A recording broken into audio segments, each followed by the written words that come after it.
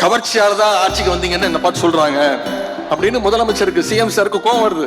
இந்த கவர்ச்சியில மயங்கி மக்கள் நமக்கு ஓட்டு போட்டுட்டாங்களா? நான் என்ன சரி, கவர்ச்சியில் ஜெயிக்காம நீங்க எதை வச்சு ஜெயிச்சீங்க சொல்லுங்க பாப்போம். சரி விடுங்க. ஏதாவது ஒரு 2 காரணம் சொல்லுங்க பாப்போம். சரி விடுங்க. கலைஞர் மாதிரி இந்திய எதிர்ப்பு போராட்டத்துல கைது பண்ணி போராட்டம் பண்ணி ஜெயிலுக்கு போயிட்டு வந்தீங்களா? சரி விடுங்க. சரி, எங்க தலைவர் மாதிரி மிசா கொடுமையில 1 வருஷம் உள்ள இருந்து வந்தீங்களா? சரி விடுங்க. கட்சி ஆரம்பிச்சே 2 வருஷம் தான் ஆகுது. சரி விடுங்க. மாநில உரிமைகளுக்காக என்னைக்காவது குரல் கொடுத்திருக்கீங்களா? சரி விடுங்க. ஒன்றிய பாஜக அரசு ஏதாவது குரல் கொடுத்திருக்கீங்களா? சரி விடுங்க. பின்ன வேற எதை வச்சு நீங்க ஆட்சிக்கு வந்தீங்க? சரி விடுங்க. ஏதாவது ஒரு போராட்டம் பண்ணிருக்கீங்களா?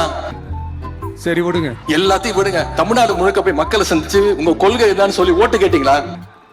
சரி விடுங்க. உங்க வேட்பாளர் பேர் உங்களுக்கு தெரியுமா? சரி விடுங்க. எதுவுமே தெரியாது.